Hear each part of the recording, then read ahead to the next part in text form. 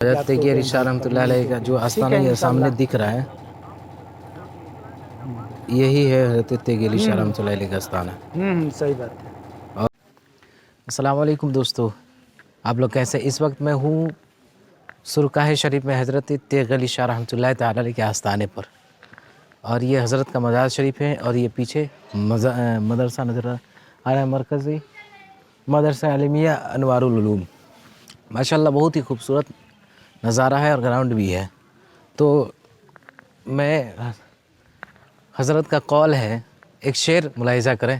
شعر ہے کہ تیغ علی کے فیض کا در ہے کھلا ہوا، ہے قادری فقیروں کا جھنڈا گرا ہوا۔ سبحان اللہ، ماشاءاللہ بہت ہی خوبصورت حضرت کا مزار شریف ہے، اور یقیناً میں آپ کو اندر کا نظارہ کرانے کی کوشش کروں گا، اور پہلے باہر سے دیکھ لیتے ہیں، اس کے بعد پھر میں اندر کا نظارہ کراؤں گا آپ کو۔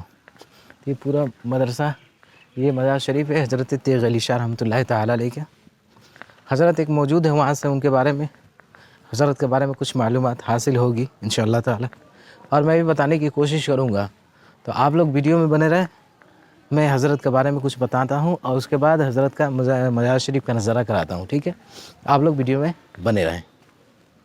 آئیے ہم حضرت کے بارے میں کچھ جان لیتے ہیں کہ حضرت بابرکت آفتاب ولایت سراج الہدایت شیخ المشائخ محبوب الاولیاء غوث الزمان الحاج الشاہ محمد تیغ علی قادری مجددی ابادانی فریدی مظفر پوری علیہ رحمہ کی ولادت اپنے آبائی وطن موضع گوریارہ ضلع مظفر پور، جو آستانہ عالیہ سرکاہ شریف سے 2 میل دکن میں واقع ہے، اور حضرت سن 1300 ہجری میں پیدا ہوئے۔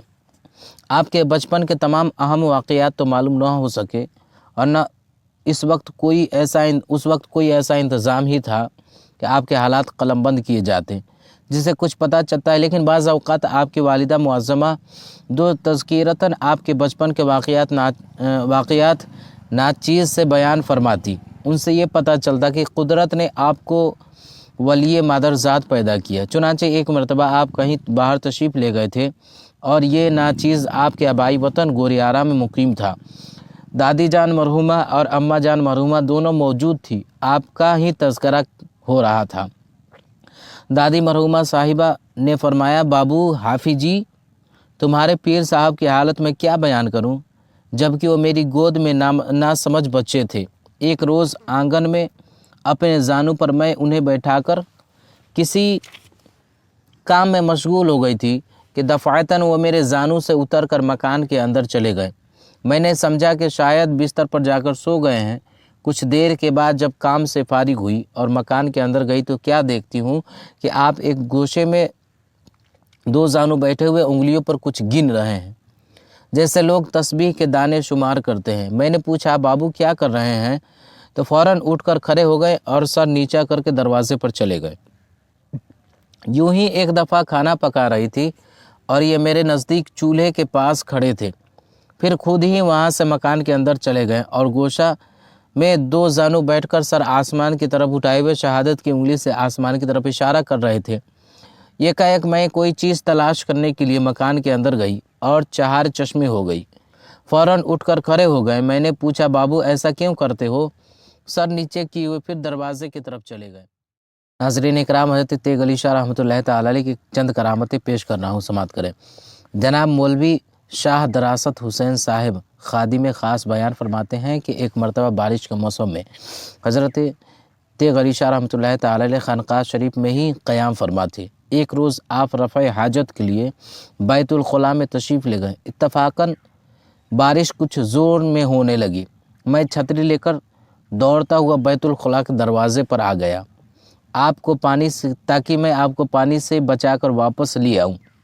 جب آپ نے فارغ ہو کر باہر نکلنا چاہا تو میں نے جلد سے چھتری بڑھائی۔ آپ نے چھتری نہیں لی اور جھڑک کر باہر تشریف لے آئے۔ 2 یا 3 قدم ہی چلے تھے کہ یکایک پانی کا برسنا بند ہو گیا، پانی کا برسنا موقوف ہو گیا۔ حضرت نے مجھے پیچھے مڑ کر مسکراتے ہوئے فرمایا، اب لاج لگی؟ ایک اور اہم واقعہ حضرت کا گزرا ہے کہ جناب مولوی شاہ دراست حسین صاحب خادم خاص بیان فرماتے ہیں کہ اوائل میں ایک مرتبہ کلکتہ کے سفر میں حضرت سرکار قبلہ کے ہمراہ تھا۔ سلسلہ کی کشتی सिलसिला की कश्ती के बाद जब किराया सर्कस रोड नंबर 5 हाजी सदर अली साहब की कोठी में क़याम पजीर हुए तो सरकार क़िबला ने मुझसे फरमाया कि तुम जाओ काम करो। मैं चुप रहा और सोचने लगे शायद कोई काम आपकी तबीयत के ख़िलाफ़ मुझसे हो गया है, इसलिए रंजिश में फरमा रहे हैं। दूसरे दिन फरमाया कि तुम जाओ काम करो।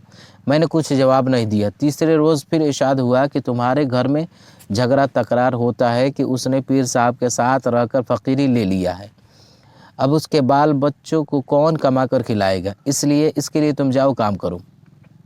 मैं नादास्तगी में पूछ दिया कि हुजूर ये बात आपको किसने कहा?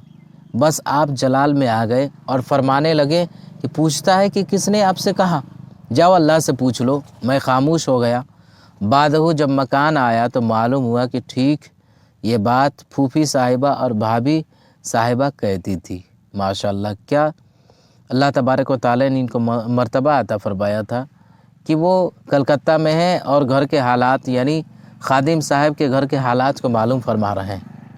अल्लाह तबारक व तआला ने ऐसे ही वलियों को अपने कुर्ब ख़ास में जगह अता फरमाया है। इसीलिए तो अल्लाह ताला ने इरशाद फरमाया अला इन्ना औलिया अल्लाह ला खौफुन अलैहिम वला हुम यहज़नून, बेशक अल्लाह के वलियों को न कोई खौफ है न कोई गम। बेशक से तो हज़रत तेग अली शाह रहमतुल्लाह ताला के बहुत सारे वाक़यात ऐसे गुजरे हुए, लेकिन चंद वाक़यात मैं पेश कर रहा हूँ। जनाब मौलवी शाह मोहम्मद इदरीस सल्लल्लाहु फरमाते हैं कि एक मरतबा हज़रत सरकार साहिब क़िबला रहमतुल्लाह ताला मेरे गरीब खाने पर टिया डुमरी तशरीफ़ फरमा थे। एक राजपुर चंद्र देव सिंह नामी जो बहुत मशहूर आदमी थे, बगर्ज़ आजमाइश ये दिल में सोच कर हाजिर खिदमत हुआ कि पीर साहब अगर इस वक्त मुझको सेब वगैरह फल इनायत कर दें तो मैं समझूंगा कि वाकई वो सच्चे फ़कीर है। चुनांचे जैसे ही वो सामने आकर बैठा, आपने अपनी झोली से एक सेब, एक नाशपाती और कुछ अंगूर निकालकर उसके हाथ में दे दिया। उसने फ़ौरन आपके कदम पर अपना सर झुका दिया और आप रहमतुल्लाह ताला अलैह के वली कामिल होने का कायल हो गया। दोस्तों, आप इससे अंदाज़ा लगा सकते हैं कि अल्लाह के वलियों को अल्लाह तबारक व तआला ने अपने वलियों को, अपने महबूबों को कितनी ताकत दे रखी है कि वो जो चाहते हैं करते हुए नज़र आते हैं और लोगों के दिल के बात को भी जान लेते हैं। लोग क्या सोचकर उनके बरगाह में आते हैं, उन तमाम वाक़यात को वो जान लेते हैं और पूरा करते हुए नज़र आते हैं। वह यकीनन जिस मकसद से बंदा आता है उनके बरगाह में, उस मकसद को पूरा करते हुए नज़र आते हैं। दोस्तों, अब गुजारिश है कि चैनल को सब्सक्राइब करें। अस्सलाम वालेकुम रहमतुल्लाह।